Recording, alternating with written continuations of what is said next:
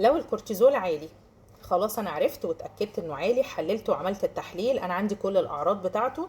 حاجة من اتنين، بيبقوا يعني منفرين قوي وباينين وبيبقوا واضحين، يا اما عندي زيادة جامدة في الدهون في منطقة البطن والارداف، وفي زيادة في الوزن ما بتنزلش والدهون عنيدة والجسم قافش فيها، يا اما على الناحية التانية التهابات جامدة جدا في العظم ووجع جامد جدا، مع برضو نزول في الكتلة العضلية للجسم كله بس زيادة في محيط الوسط. خلاص اتأكدنا، خدت مغنيسيوم مفيش نتيجة، خدت اشواجندا مفيش نتيجة، طبعا مع ان النوم ضايع ومضروب بالنار والدنيا مش تمام خالص ومش متظبطة. هنا في عنصر مهم انا لازم ابتدي ادور عليه، المعدة. لازم ابتدي ادور على معدتي. مساء الخير. ايه اللي خلاني اقول المعدة؟ بص يا سيدي، دلوقتي قدامك حاجة من اتنين، يا اما عندك جرثومة معدة، وعلى فكرة هي منتشرة وموجودة بس احيانا اعراضها ما بتبقاش قوية لدرجة ان احنا نبتدي ندور عليها، يا اما حمض المعدة ضعيف وان المعدة معطلة بشكل جزئي او احيانا كلي عن اداء وظيفتها بالكامل. شغلانة المعدة ايه؟ شغلانة المعدة الهضم، محتاجين حمض معدة قوي عشان الاكل اللي بتاكله تقدر المعدة ان هي تقوم بهضمه بالكامل، فيسهل امتصاص كل الفيتامينات والمعادن اللي فيه. لو حمض المعدة ضعيف، ده بسبب طبعا مثبطات الحموضة اللي احنا بناخدها عمال على بطال، وكيس الفوارة ب7 جنيه وكيس الفوار اللي قبله ب5 اللي هو اوريدي اضعف حمض المعدة، دي قصة تانية خالص. فطبعا انت بتاخده بيريحك، مش عارف ان هو مع الوقت بيقلل لك حمض المعدة وبيقلل الكمية اللي المطلوب ان هي تطلع منه علشان تقوم المعدة بكامل وظيفتها.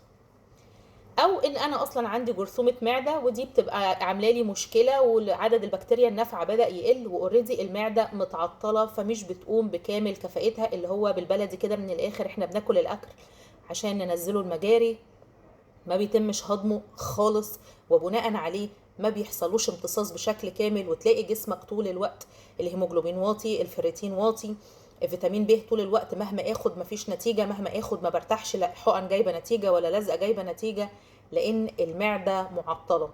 فوق كده وكده كمان بيبتدي يحصل ايه؟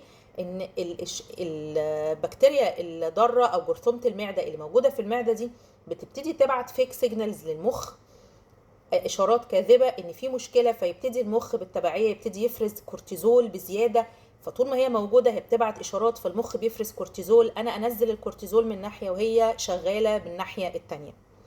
كمان لو هي بقالها فتره طويله جدا بتبتدي يعني تحفز الجسم، غير انه يفرز كورتيزول يفرز مواد التهابيه، فالمواد الالتهابيه دي تبتدي تعمل مشاكل اكتر، تبتدي تعلي مقاومه الانسولين وبرده الكورتيزول يعني. بعمل ايه؟ يا بحلل جرثومه معده بعالجها وابتدي امشي على نظام غذائي ان انا ارجع اعيد كفاءه المعده تاني من اول وجديد، يا اما لو ما عنديش جرثومه معده ببتدي احلل استول او براز علشان خاطر اشوف انا عندي عسر هضم ولا لا. لو انا عندي عسر هضم ده معناه ان المعده معطله عن اداء كفاءتها بالكامل. بعمل ايه؟ باخد مهضمات، مش دايما، احيانا بنبتدي ناخدها كشيء مساعد من الاول لحد ما نبتدي نعيد بنى البكتيريا النافعه اللي موجوده في المعده تاني. ازاي؟ بنبتدي ناخد بروبايوتيك، هي موجوده كتير، موجوده في السوق، موجوده باسعار كتير. طب هل انا اقدر اخد بروبايوتيك من غير ما الدكتور يوصفها لي؟ عادي جدا، مفيش مشكله خالص، دي نوع من انواع المكملات اللي احنا بناخدها، موجود منها المصري موجود منها المستورد. مع انك تاخد البروبايوتيك بشكل منتظم هتلاقي الكورتيزول بدأ يهدى، لان احنا بدأنا نعالج المصدر فالدنيا هديت جدا جدا عن الاول. مدى امتصاصك للاكل اللي بتاكله بدأ يزيد جدا، فهتبتدي تحس ان مدى احتياجك للمكملات اللي بتاخدها من بره بدأت تقل قوي. صحتك هتختلف، وجع جسمك هيبتدي يهدى، هتحس باختلاف كبير. لو المعلومة جديدة عليك ما تنساش تعمل لايك للفيديو، كومنت قولي ايه اكتر حاجة لفتت نظرك، شير علشان خاطر تسمح للفايدة تعم لحد اكتر. سلام.